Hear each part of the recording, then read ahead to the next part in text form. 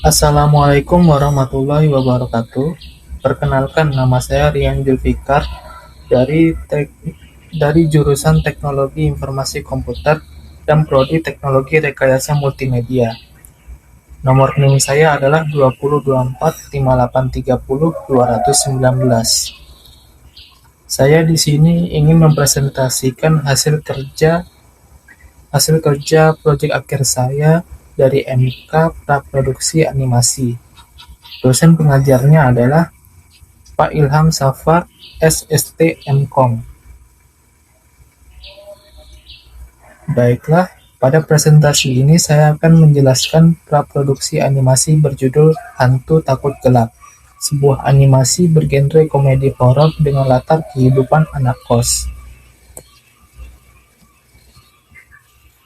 Karya pra, karya praproduksi yang di karya praproduksi ini dibuat sebagai perencanaan awal sebelum masuk ke tahap produksi animasi. Baiklah, kita akan melihat slide selanjutnya. Di slide ini ada ide cerita. Cerita ini dibagi menjadi 3 bagian, yaitu perkenalan masalah lampu lorong, konflik konflik saat munculnya hantu, dan penyelesaian ketika mereka menemukan solusi bersama. Cerita ini mengisahkan Riko dan Dika, dua penghuni kos yang terganggu oleh lampu lorong yang selalu menyala setiap malam. Mereka menduga ada hantu di lorong tersebut, hingga akhirnya terungkap bahwa hantu itu justru takut gelap. Kita akan melihat awal ceritanya, yaitu mahasiswa kesal karena lampu lorong kos selalu menyala setiap malam, membuat biaya listrik membengkak. Lalu rumor tentang hantu penunggu lorong muncul. Di tengah-tengahnya, yaitu konfliknya, Riko dan Dika melakukan investigasi. Mereka sengaja mematikan lampu tengah malam. Namun lampu tiba-tiba menyala sendiri, lalu sosok hantu muncul sambil ketakutan. Di akhir ceritanya, hantu mengaku takut gelap. Para penghuni dan hantu berdamai, memasang lampu tidur kecil sebagai solusi. Kos menjadi aman dan akrab dengan hantu penakut. Baiklah, aku sudah membacakan alur ceritanya. Sekarang kita akan ke slide berikutnya, yaitu kita akan melihat karakter dari cerita hantu takut gelap. Kita lihat di sini, di slide ini kita bisa melihat karakter utamanya, yaitu Riko. Riko adalah tokoh utama yang rasional dan tenang. Ia menjadi penggerak cerita karena rasa kesalnya terhadap masalah di kos dan keinginannya mencari solusi. Riko ini umurnya 20 tahun. Riko ini penampilannya sederhana, rambutnya coklat pendek, dan ekspresinya serius. Dia juga seorang mahasiswa. Baiklah, kita ke slide selanjutnya. Di sini ada karakter pendukungnya. Ini karakter pendukungnya namanya Dika, usianya juga 20 tahun. Dika adalah sahabat Riko yang penakut dan percaya hal mistis. Reaksi Dika sering memicu ketegangan sekaligus humor dalam cerita. Baiklah, kita akan ke slide selanjutnya. Ini adalah karakter pendukung lainnya. Ini adalah Pak Agus, merupakan bapak kos yang tegas dan disiplin, terutama soal aturan dan listrik. Ia berperan sebagai figur otoritas dalam cerita. Usianya 50 tahun.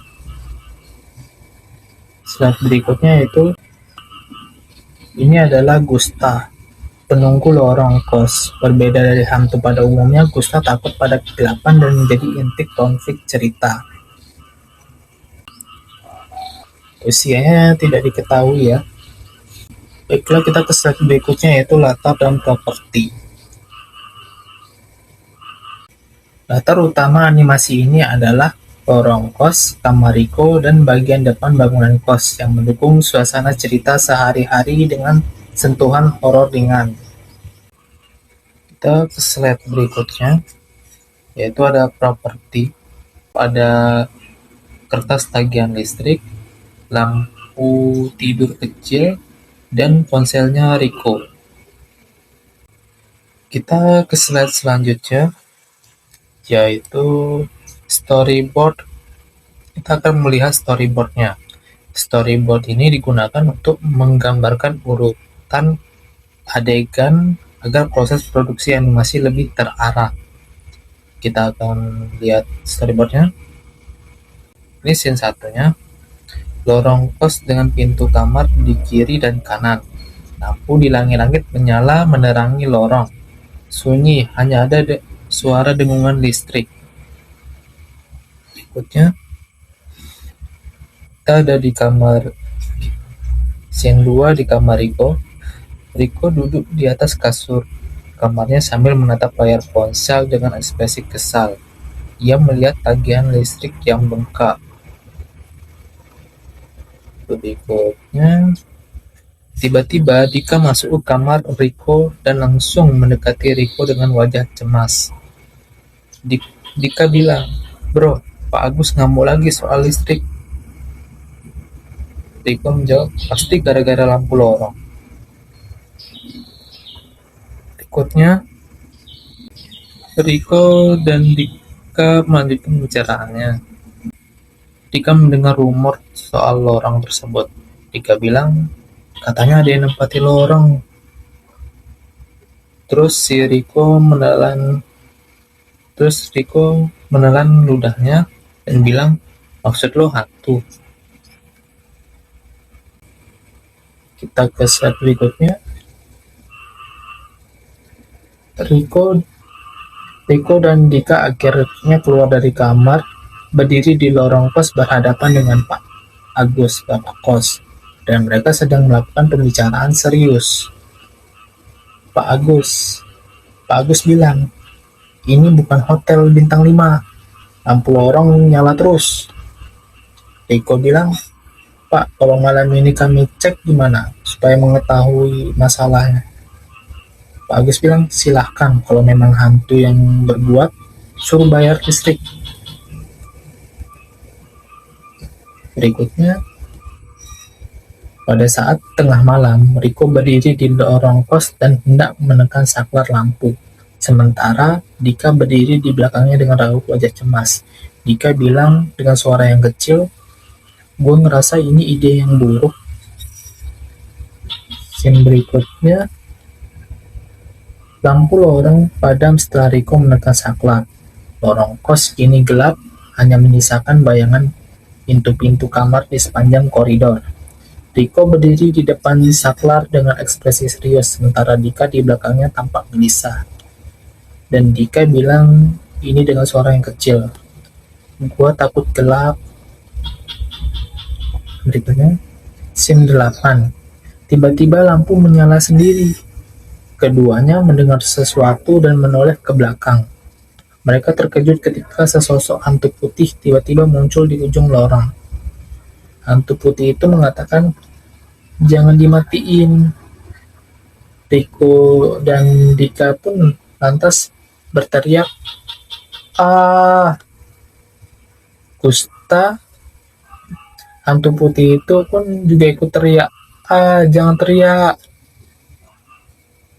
Scene berikutnya, Riko dan Dika berdiri bersebelahan dengan Gusta, hantu putih.